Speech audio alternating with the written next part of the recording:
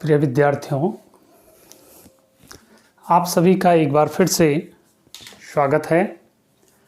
और आज हम आपको बताएंगे वृत्तीय गति, सर्कुलर मोशन। अभी तक देखिए हमने रेखीय गति के संबंध में जानकारी प्राप्त की।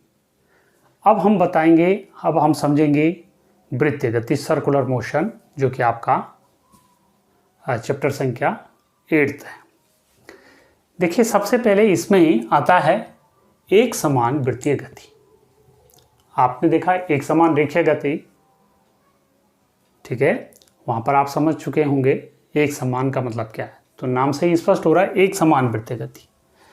देखिए, एक ऐसा कोई कण जो एक वृत्त की परिधि पर, वृत्त आप जानते हैं ये वृत्त है, जैसे कि हमारी पृथ्वी सूर्य के चारों तरफ घूम रही है, इलेक्ट्रॉन नाभिक के चारों तरफ घूम रहा है, ये सब वृत्तीय गति के उदाहरण हैं। चंद्रमा पृथ्वी के चक्कर लगा रहा है, ये भी सब वृत्तीय गति के उदाहरण। तो जब कोई पिंड किसी वृत्त की परिधि पर गति करता है, लेकिन गति कैसा करता है, एक समान, यानी उसकी जो चाल होती है वो एक समान होनी चाहिए। यानी अगर 40 मीटर पर सेकंड के वेग से ये जो है घूम रहा है, तो यहाँ पर 40 मीटर पर सेकंड, यहाँ पर भी 40 मीटर पर सेकंड, यहाँ पर भी 40 मीटर पर सेकंड, एक समान जो है गति होनी चाहिए। एक समान अचर चाल से जब कोई कण या कोई पिंड वृत्त की परिधि पर गति करता है, तो उसकी गति को हम बोलते हैं एक समान वृत्तीय गति। बहुत सिंपल है।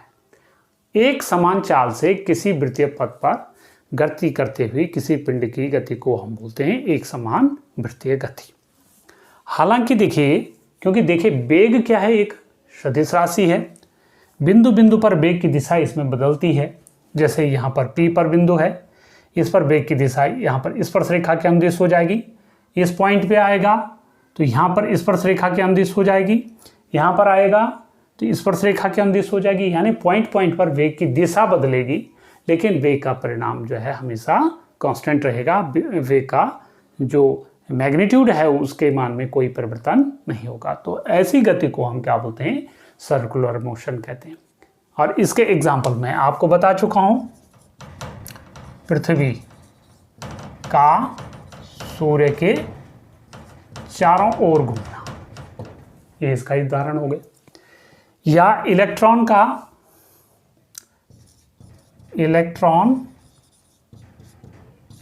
का नाभिक के चारों ओर, ठीक है, घूमना, चंद्रमा का पृथ्वी के चारों तरफ घूमना। तो आदि आदि ऐसे उदाहरण हैं जहां पर भी आपको ऐसी गति दिखती है, ठीक है। तो इस प्रकार की गति को हम क्या बोलते हैं, वृत्तीय गति कहते हैं, ठीक है।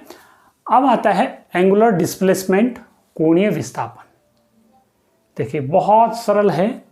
देखिए मान लीजिए कोई कण P0 से चलना प्रारंभ हो गया साहब, T1 समय पे वो यहां पर पहुंच गया, इस पॉइंट पे पहुंच गया, और T2 समय पर, सपोज इसको मैं P1 मान रहा हूं, इसको ये P2 हो गया, तो P1 पे पहुंच गया, केंद्र पर उसने θ1 कोण बनाया अपनी मूल स्थिति से, और T2 समय पर वो कहां पहुंच गया, ऐसा कीजिए, इसको आप P1 बोल दीजिए, इसको P2 बोल दीजिए। यहां से यहां तक हो T1 समय, और यहां से यहां तक हो T2 समय। तो T1 समय में उसने केंद्र पर θ1 कोण बना दिया, T2 समय में उसने केंद्र पर θ2 कोण बना दिया, ठीक है। तो कहने का मतलब है कि एक सूक्ष्म समयांतराल में कण द्वारा जो वृत्त के केंद्र पर जो कोण बनाया जाता है उसे हम क्या बोलते हैं, कोणीय विस्थापन कहते हैं, ठीक है। यानी क्या बोला मैंने, सूक्ष्म समयांतराल में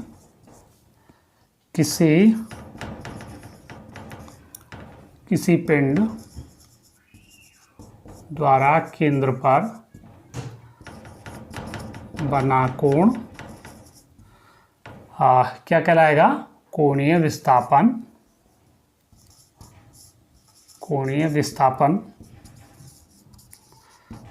कहलाता, ठीक है।